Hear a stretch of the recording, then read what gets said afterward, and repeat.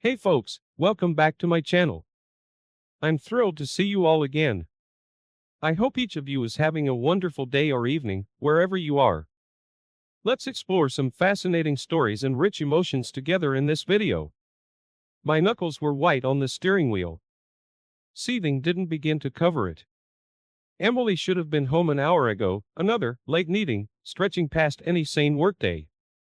Her excuse was paper thin, her voice tinged with that forced cheeriness that was starting to set my teeth on edge. Don't wait up, honey, she'd shirked earlier. I waited, all right. I waited, parked down the block from that overpriced bistro where her so-called client meetings seemed to magically coincide with happy hour. It had taken me way too long to stop making excuses for her, way too long to admit the gnawing dread in the pit of my stomach had some damn good reasons for being there. The bistro door swung open, and there she was, laughing like those hyenas in that Disney movie our son used to love. But she wasn't with a gaggle of stuffy coworkers. It was him, Jason, Mr. Armani's suit and his stupid, perfect hair. I watched his hand slide a little too low on her back as they strolled down the street, her head thrown back, that snooty laugh echoing in the cold night air. You see, Jason wasn't just some random coworker. He was the guy all the women at parties flocked to, Emily included. The jokes they shared, the looks that lingered just a second too long, I wasn't an idiot. But until now, it was stuff I could brush off, ignore, downplay it in my own head. Seeing them like this, it was a sucker punch. Rage pulsed through me, hot and blinding. Then, as if a switch flipped, an icy calm took over. See, I'm not the confrontational type. Never have been. Shotting matches, slamming doors, that's not me. But that night, something shifted. I wasn't about to let Emily make me a fool. I started the car, pulling out into traffic. No point going home now. That perfect little house she'd spent so much time decorating, the carefully planned dinners, the pretense of a happy marriage, it all felt like a bad joke. My hands clenched around the steering wheel as a crazy kind of plan started forming in my head. If Emily wanted to play games, then fine. Two could play that game. Emily's phone was a grenade in my hands, the pin pulled. I should have thrown the damn thing across the room, but morbid curiosity won out. Her carefully curated world was about to blow up, and I was gonna have a front row seat. Dinner will be late, babe. Drinks turned into work stuff, hugs and kisses. The text from Jason was bland enough, but the timing. It fit perfectly. I forced a weary smile in the mirror as my mind whirred, piecing together the next move. Emily might have been queen bee, but I was about to become the puppet master. Sarah was the perfect pawn. I cornered her over bland lattes, all-concerned husband, and furrowed brows. Seen stressed lately, I sighed, watching her eyes light up with gossip-fueled glee. Then came the first twist of the knife. You don't think Jason's, stepping out? I saw him at that Winnabar the other week, with someone who definitely wasn't a client. Sarah practically choked on her foam. She was addicted to drama, especially Emily's. Planting that seed had been ridiculously easy. Now it was time to sit back and enjoy the show. The change in Emily was fast and ugly. The manic laughter, the forced smiles, they were gone. Instead, I got suspicion, frantic phone calls, the way she traced my every move with those eyes. She thought she was the hunter, the one calling the shots. But I flipped the script, she was the prey, and I was enjoying the chase a bit too much. Sleep became this weird luxury I didn't have. When I wasn't playing the doting husband, my mind raced.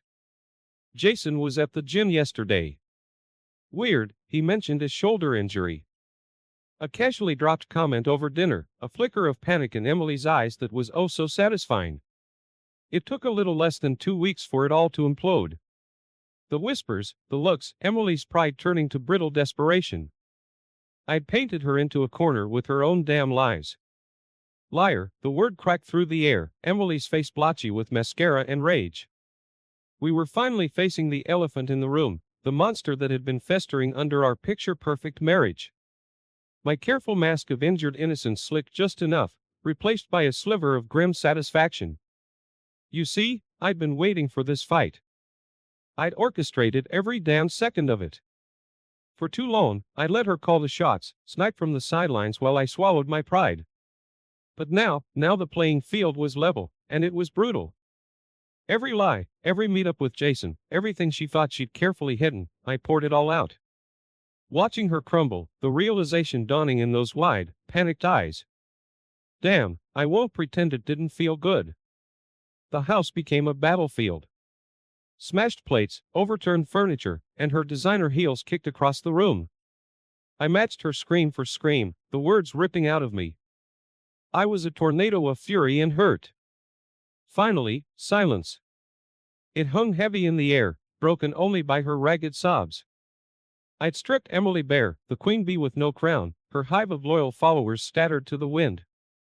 The taste of victory was bitter in my mouth. For a moment, I almost felt sorry for her. Almost. Then came the choice. It would have been easier to slam the door, to leave her with the wreckage of our marriage. But that's not who I am, and it wouldn't erase the pain. Fix this, I said coldly. We fix this together, or you walk away. Your call. The ball was, quite literally, thrown into her court. I retreated to the guest bedroom, locking the door behind me. The silence on my side was even more deafening. I lay awake, staring at the ceiling, wondering why the hell I didn't feel better. The next morning, I emerged like a soldier surveying a bombed-out wasteland. Broken dishes littered the kitchen floor, a stark reminder of the fight. Emily was gone, probably holed up with whatever remnant of her clique would still talk to her. Our house, once a gleaming symbol of our success, felt cold and hollow. Emily's manic energy was replaced by chilling silence. We moved past each other like ghosts, avoiding eye contact, the unspoken accusations hanging in the air. The whispers reached me before the official news. A sideways look at the grocery store, hushed conversations at our son's soccer practice that fell silent when I approached. It wasn't the affair itself that got the tongues wagging, it was my twist of the knife, the way I'd used Emily's own tactics against her. Small-town gossip was a vicious beast, and I was now its latest target. The worst part was seeing the confusion in our son's eyes. He wasn't old enough to understand the complexities of betrayal, just that his once solid world was crumbling. I tried to shield him, but kids are perceptive. The strange smiles and whispered arguments behind closed doors, he felt it.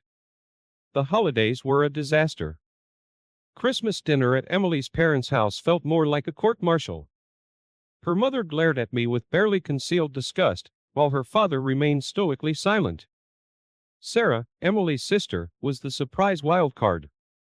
She took my side, the righteous indignation in her eyes mirroring my own simmering anger. It was a small victory in a sea of judgment. My brother, bless his soul, became my rock. He'd drag me out for beers, force me to watch mindless sports, anything to stop me from spiraling into self-pity. This isn't who you are, man, he'd say, and I'd want to believe him, except I wasn't so sure anymore. My nights became a blur of legal jargon. The divorce lawyer, with his slick suits and dispassionate smile, was my new confidant. He spoke in clauses and percentages, translating the wreckage of our marriage into cold, hard facts. Paperwork became my obsession, every betrayal painstakingly documented, dates and receipts and carefully worded accusations. This wasn't just divorce, it was an autopsy. Emily tried, in her own weak way. Tearful apologies whispered after our son was asleep, desperate promises that things could change. But my heart had turned to stone. I'd seen the monster lurking under her polished facade, and no amount of pretty words would erase that. Spotting Jason in the cereal aisle felt like a twisted victory lap. He looked haggard, eyes haunted, Mr. Hotshot, reduced to darting, nervous glances, and a hurried retreat to the frozen food section. Maybe he was feeling the heat, maybe he and Emily were done, I didn't care enough to find out. Then Sarah's world blew up too. Her husband, always quiet and seemingly tolerant of her meddling ways, had finally had enough. Gossip turned vicious. There were whispers of an affair, of years hidden behind her judgmental eyes. It was ugly, messy, and I felt a small flicker of satisfaction. Karma, maybe, or maybe it was just that misery loved company. Finally, the summons came. Courtroom dates, deadlines, the legal system grinding our lives into a fine paste. I steeled myself, practice the cold, emotionless demeanor the lawyer suggested. But walking into that courtroom was like stepping into a minefield. Emily, dressed in severe black like she was mourning our marriage, shot me a venomous look. The mediator droned on, dissecting our life together with clinical precision.